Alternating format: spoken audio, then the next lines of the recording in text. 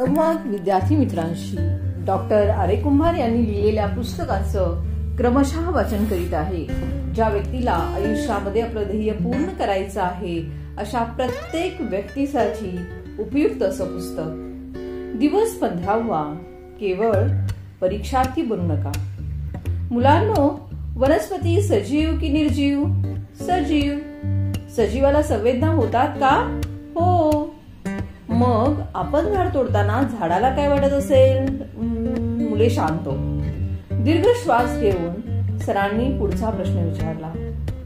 तुमच्या घरात गणेश चतुर्थीला तुम्ही श्री गणेशाची प्रतिष्ठापना करता का? हो. ती मूर्ती कशापासून बनवलेली असते? म्हणतात की ती प्लॅस्टर ऑफ पॅरिस पासून बनवलेली असते. ती मूर्ती विसर्जित केल्यानंतर ती पाण्यामध्ये विरघळलेली तुम्ही पाहिली आहे का? नाही. मग त्याचा परिणाम काय होईल? पाणी घाण होईल. हळू आवाजामध्ये मुलांनी प्रतिसाद दिला. सर थोडे थांबले आणि पुन्हा विचारले, तुम्ही मिरवणुकीत गणपती पुढे नाचता का? सर, रम्या नाचतो. गणेशने रमेशकडे बोट दाखवले. आणि तू नाचत नाहीस का रे? रमेश चिडला. शांत, भांडू नका. तुम्हाला हे सगळे विचारण्यामागचा माझा उद्देश एवढाच आहे. मग तुम्ही शिकला काय? प्रश्नांची उत्तरे पाठ केली आणि लिहिली परीक्षेत. संपलं आमचं काम. प्रत्यक्ष व्यवहारामध्ये त्याचा काहीच उपयोग केला नाही यात तुमचा काहीच दोष नाही बाळांनो. दोष आहे आमच्या परीक्षा पद्धतीचा. आम्हीही तुमची परीक्षेतील उत्तरे तपासतो. बरोबर असतील तर मार्क्स देतो. त्याच्याशी तुमच्या वर्तनाचा काहीही संबंध नाही. लावता येणंही शक्य नाही. कारण मूल्यमापन व्यवस्थेमध्ये तशी कुठेही सोयच नाही. तुम्ही कुत्र्याच्या पिलाला दगड मारता पण भूतदयेवर छान निबंध लिहिता. तुम्ही डॉल्बीच्या तालावर मिरवणुकीमध्ये नाचता पण ध्वनी प्रदूषणाची शास्त्रीय माहिती अगदी बरोबर लिहिता. तुम्ही रस्त्यावरचा वडापाव खाता पण कशातून कोणती जीवनसत्वे मिळतात हे अगदी बरोबर लिहिता. तुम्ही रस्त्याहून कसेही चालता, सिग्नल तोडता, मोडतोड, जाळपोळ करून सार्वजनिक मालमत्तेचे नुकसान करता, पण नागरिकत्वाचे नियम तुम्ही अगदी क्रमवार जसेच्या तसे लिहिता. छत्रपती शिवरायांची परधर्म सहिष्णुता तुम्ही सोदाहरण लिहिता, पण तुमच्या मनातील जात धर्म तुम्ही जोपासलेलाच असतो. सर बोलायचे थांबले. त्यांची मुद्रा त्रासिक दिसू लागली. मुलंही थोडी शरमलेली. आणि आम्ही तुम्हाला मार्क्स देणार, तुमचं कौतुक करणार, तुम्हालाही बरं वाटणार. काय पाहिलं आम्ही तुमच्यात? फक्त तुमची बौद्धिक क्षमता आणि स्मरणशक्ती. ना तुमची भावनिकता पाहिली, ना क्रियाशीलता. केवळ मार्क्सवरून आम्ही तुम्हाला आदर्शत्व, सर्व गुणसंपत्तीचा किताब बहाल करतो. जिंकल्यासारखं तुम्हालाही वाटतं. त्यासाठी काय करायचं तर फक्त मार्क्स मिळवायचे. मार्क्स मिळाले की झालं आमचं काम. बरोबर आहे ना? पण सर, त्याशिवाय कुठे प्रवेशच मिळत नाही, नोकरी मिळत नाही. सुरेशने आपले म्हणणे पटवून देण्यासाठी गावातील काही उदाहरणेही सांगितली. अगदी बरोबर. मार्क्स पडले की चांगल्या कोर्सला प्रवेश, मग डिग्री आणि मग चांगली नोकरी, पुढे पैसा, गाडी, बंगला. बरोबर ना? हो. मग आणखी काय? सरांची मुद्रा गंभीर झाली. हा वैयक्तिक मोठेपणा झाला सुरेश. यामुळे व्यक्ती जीवनामध्ये जरी फरक पडत नसला तरी समाजास त्याचा काहीही उपयोग नाही. जोपर्यंत तुमचा समाजाला उपयोग होत नाही तोपर्यंत तुमचे ज्ञान आणि श्रीमंतीशी समाजाला काहीही देणं घेणं नसतं. तथापि तुम्हाला फक्त स्वतःपुरतेच पाहायचे असेल तर माझे यापुढचे सांगणेही व्यर्थच होईल. नाही सर, सांगा तुम्ही, अरुणा म्हणाली. ठीक आहे. राष्ट्र मोठी होतात यासाठी तुम्हाला जपानचा दाखला देतो. त्यांची शिक्षण पद्धती अभ्यासण्यासाठी आपले शिक्षण संचालक एकदा जपान दौऱ्यावर गेले होते. जपानमधली मुलं खूप हुशार आहेत असं त्यांनी ऐकलं होतं. म्हणून जपानला गेल्यानंतर ते एका शाळेतील वर्गात गेले आणि मुलांना एक गणित सोडवण्यास सांगितले. ते गणित मी तुम्हाला सांगतो, मला सोडवून दाखवा. सांगा सर. सगळे उत्सुक झाले. जणू काही जपानमधल्या मुलांपेक्षा आम्ही अधिकच हुशार आहोत असं त्यांना दाखवायचं होतं. तर एक व्यापारी होता. त्यांनी 10 रुपये किलो दराचे 10 किलो तांदूळ आणि 15 रुपये किलो दराचे 10 किलो तांदूळ खरेदी करून ते एकत्र मिसळून 14 रुपये किलो दराने विकले तर त्यास किती फायदा अगर तोटा झाला. मुलं गुणाकार वजाबाकी करू लागली. रत्नमालाने हात वर केला. सांग सर म्हणाले. 30 रुपये फायदा झाला सर. बरोबर आहे. सर्व मुलांनी सरांना विचारले. हो. सर्व आनंदाने ओरडले. शाबास. पण गणित सोडवायला तुम्हाला वेळ लागला मुलांनो. काय? हो. अरे त्या जपानच्या वर्गात गणिताचा शेवटचा शब्द उच्चारताच उत्तरासाठी सर्व मुलांनी हात वर केले होते. बाप रे, सगळेच. आपल्या शिक्षण संचालकांना आश्चर्य वाटले. खात्री करून घ्यावी म्हणून त्यांनी एका मुलाला उत्तर विचारले तर त्याने सांगितले, गणित सोडवण्याचा प्रश्नच नाही, कारण आमच्या देशात भेसळ केल्याबद्दल दुकानदाराला शिक्षा झाली असती. सगळा वर्ग एकदम शांत झाला. यावरून असं लक्षात येतं की शिक्षण म्हणजे केवळ उत्तर लिहून मार्क्स मिळवणे नव्हे. आता शिक्षणाचा उद्देश केवळ नोकरी मिळवणे हाही असू नये. आपल्या देशातील अनेक मान्यवरांनी स्वतःच्या उदाहरणातून हा संदेश आपणास दिला आहे. महात्मा गांधी बॅरिस्टर होते. महात्मा फुले उत्तम लेखक व शेतीचे अभ्यासक होते. सुभाषचंद्र बोस IAS परीक्षा पास झाले होते. पंडित जवाहरलाल नेहरू जगप्रसिद्ध हार्वर्ड विद्यापीठाचे पदवीधर होते. लोकमान्य टिळक गणिताचे उत्तम शिक्षक होते. गोखले आगरकर प्रखर बुद्धिवादी होते. भगतसिंह चंद्रशेखर आझाद तल्लख बुद्धीचे विद्यार्थी होते. बाबा आमटे निष्णात वकील होते. डॉक्टर अभय बंग आणि राणी बंग आंतरराष्ट्रीय कीर्तीचे डॉक्टर आहेत. डॉक्टर प्रकाश आमटे आणि मंदा आमटे MBBS आहेत. यांनी फक्त नोकऱ्याच केल्या असत्या तर मग आपणाला स्वातंत्र्यही मिळाले नसते आणि देशाची प्रगतीही झाली नसती. संध्याने अगदी भारावून सांगितले. सरांनी तोच धागा पकडला. संशोधकांनी शोध लावले नसते तर, शेतकऱ्यांनी शेती पिकवली नाही तर, उद्योगपतींनी कारखाने काढले नसते तर मग जगणंच अवघड झालं असतं की सर. नरेंद्रचा काळजीचा सूर. ही माणसं हुशार होतीच, पण नोकरीच्या बंधनामध्ये ती कधी अडकली नाहीत. माझ्यापेक्षा माझा समाज श्रेष्ठ, माझा देश श्रेष्ठ अशी त्यांची भावना होती. समाज घडतो आणि देश मोठा होतो तो अशा व्यक्तींच्यामुळे, परीक्षेत उत्तम गुण मिळवून फक्त स्वतःची उंची वाढवल्यामुळे नव्हे. म्हणून केवळ परीक्षार्थी बनू नका बाळांनो. याच्या स्पष्टीकरणात तुम्हाला आणखी एक उदाहरण सांगणार आहे. अर्थातच तेही दुसऱ्या देशातले म्हणजेच अमेरिकेतले आहे. सांगा सांगा सर. सरांची आश्चर्याचा धक्का देणारी उदाहरणं ऐकलं मुलांना खूप आवडू लागलं होतं.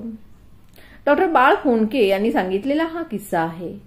अमेरिकेतील एका विशिष्ट विद्यापीठात विद्यार्थ्यास पदवी देण्यापूर्वी त्यांची तोंडी परीक्षा घेण्याची प्रथा होती.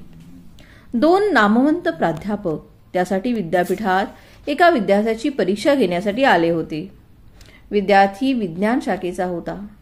त्यांनी त्या विद्यार्थ्याला एकच प्रश्न विचारला. एका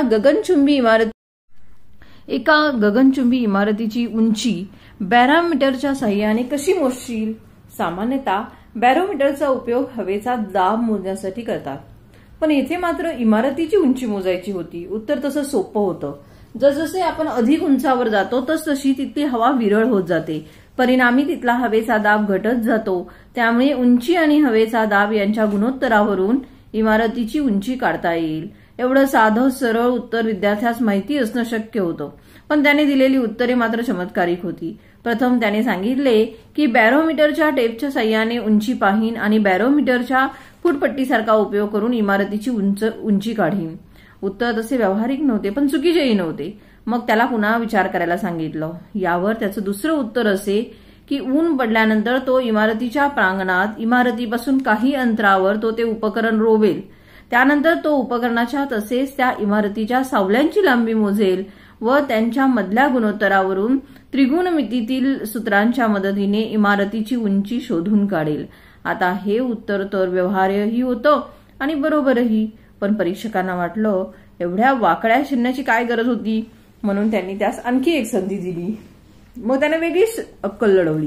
तो म्हणाला की इमारतीच्या गच्चीवर जाईन आणि तिथून एका दोरीच्या सहाय्याने ते उपकरण जमिनीवर लंबकासारखे धरेन आणि त्यानंतर त्या लंबकाला एका आंदोलनासाठी किती वेळ लागतो हे मोजेन.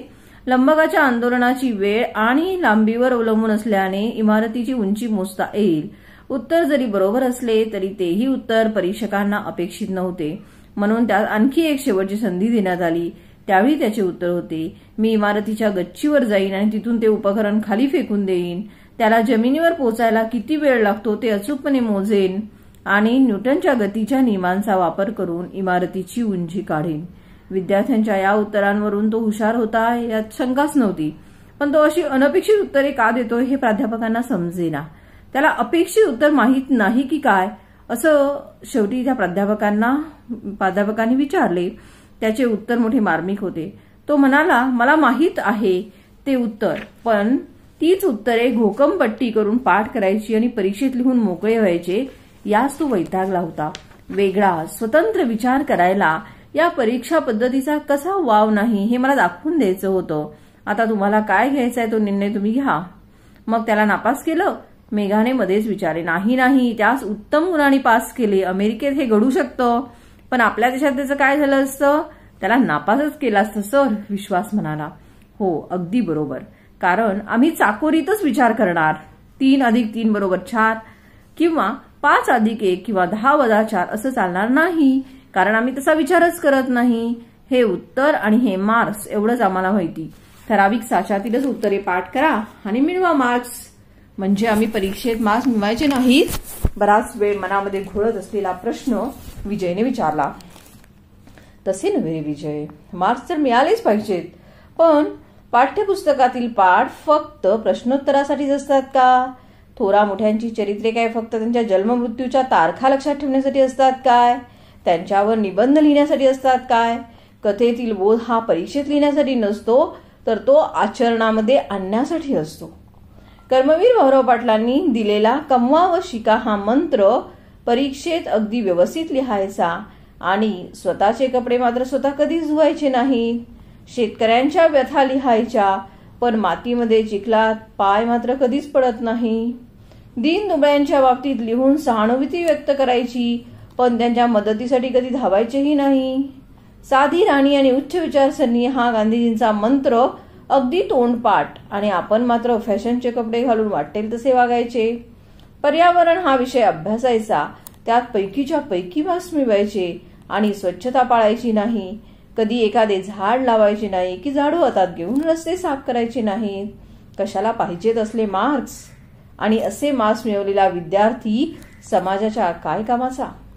सरांचा चेहरा ते चिडले असल्याचे दाखवत होता. पण सर, जगात मार्काशिवाय कोण विचारतो? धाडस करून संजयने विचारले. हो, खरे आहे, हे युग स्पर्धेचे आहे आणि त्या स्पर्धेमध्ये टिकण्यासाठी मार्क्स हवेतच. पण मार्क्स आणि आपले जगणे याचा काही सहसंबंध नसेल तर त्या मार्कांना तरी काय अर्थ आहे मुलांनो? केवळ बुद्धिमान लोकांच्यामुळे हे जग चाललेले नाही, तर आपल्या बुद्धीचा उपयोग ज्यांनी समाजासाठी केला त्यांच्यामुळे हे जग चाललेले आहे हे लक्षात ठेवा. महात्मा फुले, स्वामी विवेकानंद, विठ्ठलरामजी शिंदे, डॉक्टर बाबासाहेब आंबेडकर ही माणसे काय कमी हुशार होती? त्यांनी जर फक्त परीक्षेतील मार्क्स आणि स्वतःची प्रगती एवढाच विचार केला असता तर आपणाला शिक्षण तरी मिळाले असते का? आपण कधी याचा विचार केलाच नाही. परीक्षेत कसे तरी करून मार्क्स मिळवायचे या एकाच ध्येयामुळे आपण सारे काही विसरून गेलो आहोत. आपणास वैचारिक मागासलेपण आले आहे. परीक्षेच्या निकालानंतर उज्ज्वल यश मिळवणाऱ्या विद्यार्थ्यांचे वर्तमानपत्रामध्ये झळकणारे फोटो फक्त एवढंच दर्शवतात की विद्यार्थ्यास खूप मार्क्स मिळाले आहेत. त्याचा त्याच्या घरीदारी वागण्याशी काहीही संबंध नसतो. सर थोडे थांबले, सर्वांकडे पाहून बोलू लागले. मुलांनो, तुम्ही जे मार्क्स म्हणता आहात याचा परिणाम काय झाला माहीत आहे? मुलांनी अत्युच्च गुणवत्ता मिळवली, परदेशात गेले आणि आई बापांना विसरले. अशी कितीतरी उदाहरणे आपल्याला आज पाहायला मिळत आहेत. फ्लॅटची दारे बंद करून ती मुलांच्या आठवणी काढत दिवस कंठत आहेत. मुले वर्ष इकडे येऊ शकत नाहीत, त्यांना तिकडे राहणे शक्य नाही. वृद्धकाळाने अंगातील ताकदही कमी झालेली आहे. मग शेवटी ते वृद्धाश्रमाची वाट धरतात आणि म्हणून तर आज वृद्धाश्रमांची एवढी संख्या वाढलेली आहे. जिथं या मार्कांचा आपल्या आई वडिलांसाठी उपयोग होत नाही तर समाज तर खूपच दूर राहिला, आणि मग या मार्कांचा उपयोग तरी काय? एक प्रसंग सांगतो. दोघे मित्र बऱ्याच दिवसांनी एकमेकांना भेटतात. आपुलकीने एकमेकांची चौकशीही करतात. एक दुसऱ्याला विचारतो, आता मुलं काय करतात? दुसरा उत्तर देतो, धाकटा इंजिनियर आहे, आता अमेरिकेमध्ये असतो. अरे वा, त्याच्या मित्राच्या तोंडून आपोआप कौतुकाचे शब्द बाहेर पडतात आणि विचारतो, आणि थोरला? तो वडापावची गाडी चालवतो. अरे रे, हाही उद्गार आपोआप बाहेर पडला. पण मला त्याचाच आधार आहे आणि तोच आम्हाला सांभाळतो. डबडबल्या डोळ्यांनी तो सांगतो. बघा, एक गुणवत्ताधारक आणि एक सामान्य. सांगा, श्रेष्ठ कोण? सामान्य, सगळेच एकदम सांगतात. याही पेक्षा पुढे जाऊन मी म्हणेन, जे विद्यार्थी बुद्धिमान आहेत आणि जे मागे वळून आपल्या समाजाकडे पाहतात, त्यांचा समाज परिवर्तनासाठी अधिक उपयोग होतो. म्हणजे बुद्धिमत्ता आणि सामाजिक जाणीव यातून विधायक कार्य घडतात. म्हणून तुमची परीक्षेतील गुणवत्ता मी नाकारीत नाही, परंतु या गुणवत्तेची मर्यादा केवळ परीक्षेपुरतीच राहणार असेल तर मात्र तुम्ही स्वतःच फक्त मोठे व्हाल आणि समाज आहे त्याच ठिकाणी राहील किंवा त्याची अधोगतीही होईल. आपल्या पाठ्यपुस्तकामध्ये किती उत्तम पाठ आहेत, किती उत्तम माहिती आहे, परंतु आपण त्याचे रूपांतर फक्त प्रश्नोत्तरामध्ये केले, ते कृतीत आणले नाही किंवा ते जर हृदयाशी भिडले नाही तर मुलांनो, आपले शिक्षणच झाले नाही असे मी म्हणेन. मागे मी तुम्हाला निसर्ग वाचा, माणसे वाचा असे म्हणालो होतो. अरे, तीही उघडी पाठ्यपुस्तकेच आहेत की. आपल्या जाणीवा त्यांच्याशी भिडू द्या आणि या जाणीवेतून जी कृती घडेल तेच खरे शिक्षण. म्हणून केवळ परीक्षार्थी बनू नका. एका शाळेच्या गेटवर 2 वाक्य लिहिलेली मला पाहायला मिळाली. प्रवेशच्या गेटवर ज्ञानासाठी या आणि बाहेर जाणाऱ्या गेटवर सेवे